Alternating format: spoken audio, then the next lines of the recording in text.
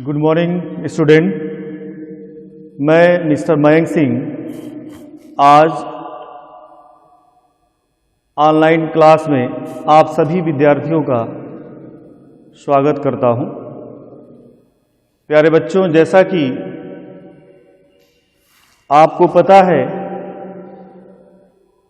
कि online class में हिंदी विषय में आपने अब तक वीडियो के माध्यम से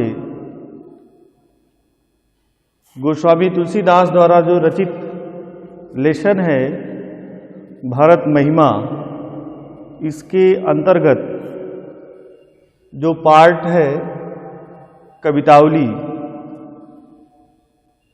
उसमें एक टॉपिक थी लंका दहन। उस लंका दहन टॉपिक के 2 पदों की व्याख्या आपने पिछले वीडियो में देखा है, उसकी व्याख्या सुना है। आज हम आपको उसी लंका दहन जो विषय है कवितावली के अंतर्गत गोस्वामी तुलसीदास द्वारा ही रचित है, तीसरे पद की व्याख्या लेकर के प्रस्तुत हैं। तो प्यारे बच्चों, जैसा कि हमने पिछली वीडियो में भी बताया था कि आप इन पदों की व्याख्या को ध्यानपूर्वक सुनेंगे और समझेंगे और इसके बाद इसे अपनी कॉपी पर नोट कर लेंगे। सर्वप्रथम आप 2 पदों की व्याख्या सुन चुके हैं। आपको इस विषय की जो थीम है, जो एक तरह से कहा जाएगा कि लेसन ऑफ समरी है, टॉपिक ऑफ समरी है, वह पूरी तरह से समझ में आ गई होगी।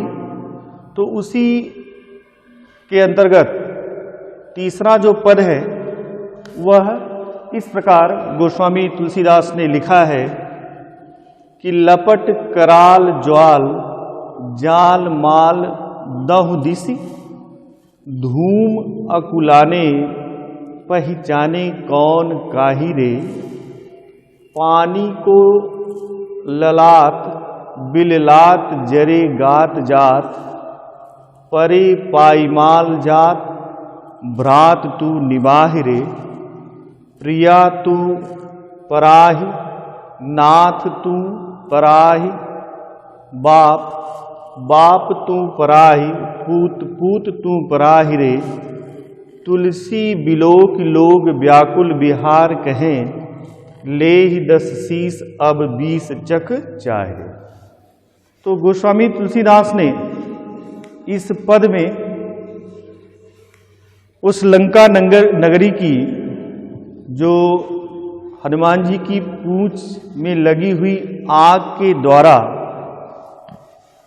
संपूर्ण नगरी को आग से जलाए जाने के कारण जो एक भयावह स्थिति उत्पन्न हो रही है, जो एक भयानक दृश्य उत्पन्न हो रहा है, उसका गोस्वामी तुलसीदास ने यहाँ बड़ा ही सुंदर वर्णन किया है।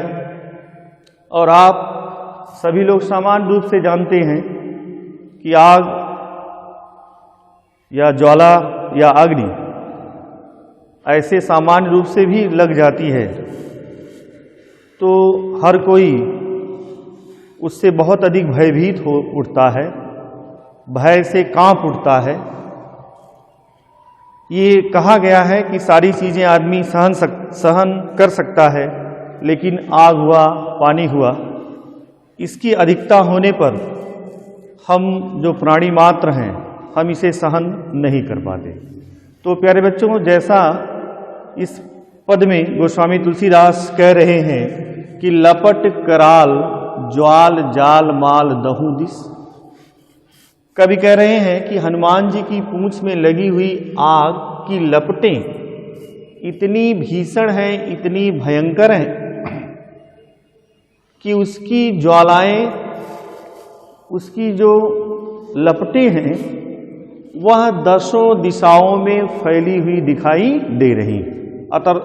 अर्थात हम कह सकते हैं कि हनुमान जी की पूंछ में लगी हुई आग इतनी भीषण है, इतनी भयंकर है कि चारों दिशाओं में वह आग फैली हुई दिखाई दे रही है।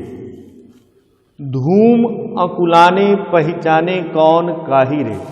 ऐसे में संपूर्ण नगरी उस आग की चपेट में आकर के जल रही है। बहुत अधिक मात्रा में धुएं उठ रहे हैं। उस धुएं से व्याकुल होकर के जो वहाँ के नगरवासी हैं, कोई किसी को पहचान नहीं पा रहा है। ऐसे में कौन कहाँ है, किस जगह है, किसी की कोई पहचान नहीं हो रही है। सभी व्याकुल होकर के इधर उधर बचाओ बचाओ चिल्लाते हुए सुनाई दे रहे हैं। पानी को ललाट बिललाट जरे गात जात। कवि कह रहे हैं कि इस भयंकर दृश्य से व्याकुल होकर के सभी नगरवासी पानी के लिए चिल्ला रहे हैं, पानी के लिए व्याकुल हो रहे हैं।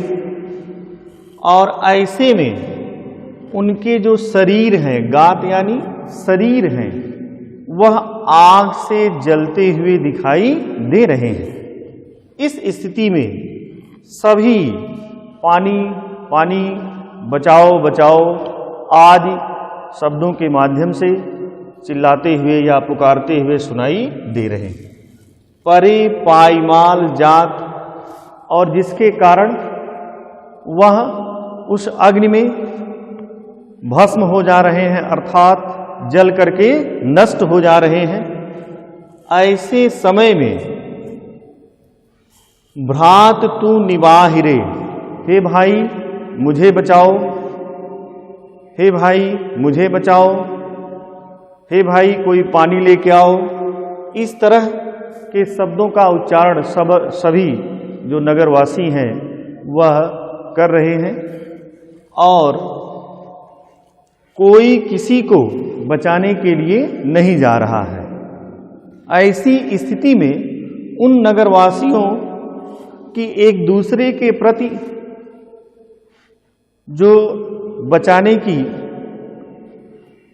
भावना है, उसके अंतर्गत हर कोई एक दूसरे को बचाने का प्रयास भी कर रहा है। तो उसी को गोस्वामी तुलसीदास ने यहाँ लिखा है कि प्रिया तू पराई। पति पत्नी को कह रहा है कि मुझे जलने दो, लेकिन तुम यहाँ से भाग जाओ। और पत्नी पति को कह रही है कि मुझे जल जाने दो, लेकिन तुम यहाँ से भाग जाओ, तुम बच जाओगे। ऐसे में पति पत्नी और पत्नी पति को भगा रहे हैं, और जो जल रहा है वह दूसरे को भगाने की बात कर रहा है, भागने की बात कर रहा है।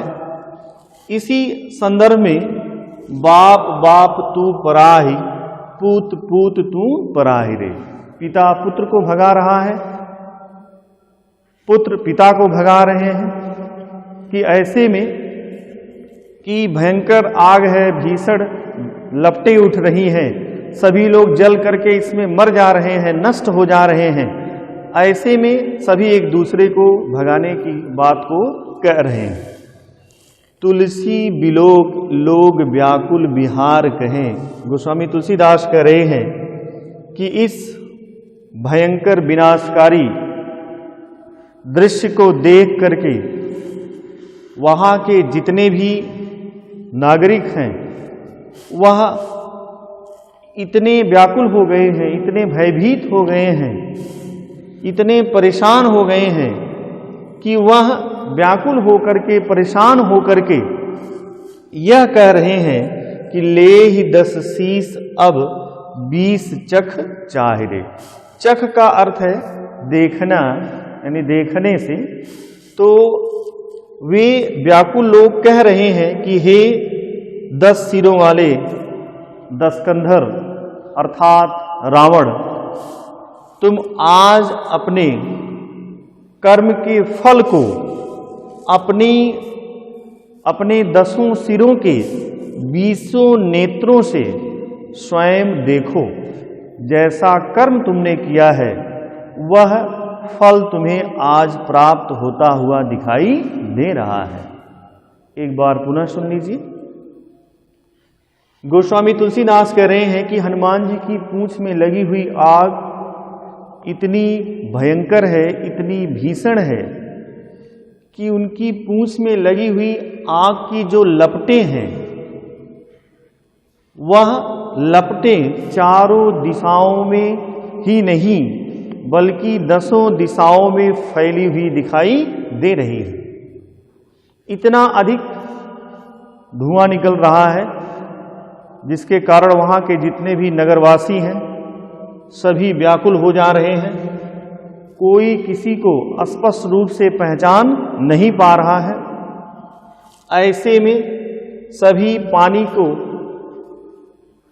पानी पानी चिल्ला रहे हैं, पानी के लिए व्याकुल हो रहे हैं और सभी नगरवासियों के जो शरीर हैं वह उस भीषण आग में जलते हुए दिखाई दे रहे हैं। सभी उस भीषण आग में जल करके, पायमाल में जल करके नष्ट हो जा रहे हैं। ऐसे में भाई को बचाने का प्रयास कर रहा है, पिता पुत्र को बचाने का प्रयास कर रहा है, पुत्र पिता को बचाने का प्रयास कर रहा है, पति पत्नी को और पत्नी पति को बचाने का प्रयास कर रहा है। इस क्रम में सभी एक दूसरे को उस लगी हुई आग के स्थान से भागने के लिए कह रहे हैं। पिता पुत्र को कह रहा कि हे पुत्र भाग जाओ, पुत्र पिता को कह रहा कि हे पिताजी आप भाग जाइए, पत्नी पति को कह रही है कि आप यहां से भाग जाइए और बच जाइए। चारों तरफ उस भीषण आग से त्राहिमाम मचा हुआ है और चारों तरफ बचाओ बचाओ और पानी पानी जैसे शब्द सुनाई दे रहे हैं। अर्थात वह दस्कंदर की जो स्वर्ण नगरी है आज हनुमान जी की पूंछ में लगी आग के कारण धू धू करके जलती हुई दिखाई दे रही है। गोस्वामी तुलसीदास कह रहे हैं कि इस भयंकर भीषण दृश्य को, भयावह दृश्य को देख करके वहां के जितने नगरवासी हैं, जितने लोग हैं वहां के, वह इतने व्याकुल हो गए हैं, इतने परेशान हो गए हैं, इतने भयभीत हो गए हैं कि वह भयभीत होकर के कह रहे हैं कि हे लंकापति रावण, हे लंकापति रावण, दस्कंधर, तुम आज अपने 10 सिरों के जो 20 नेत्र हैं उन 20 नेत्रों से अपना जो कर्तव्य है, अपना जो कर्म है, जो तुमने अब तक किया है, उस कर्म के फल को देखो। आज तुम्हारे ही दुष्कर्म के कारण, बुरे कर्म के कारण आज हमें इस तरह की भयावह स्थिति से गुजरना पड़ रहा है। इसलिए हे लंकापति रावण, तुम अपने 10 सिरों के 20 नेत्रों से अपने कर्म के फल को देखो तथा अपने कर्म के फल को समझो कि कैसा तुमने कर्म किया है। आज के लिए इतना ही। धन्यवाद।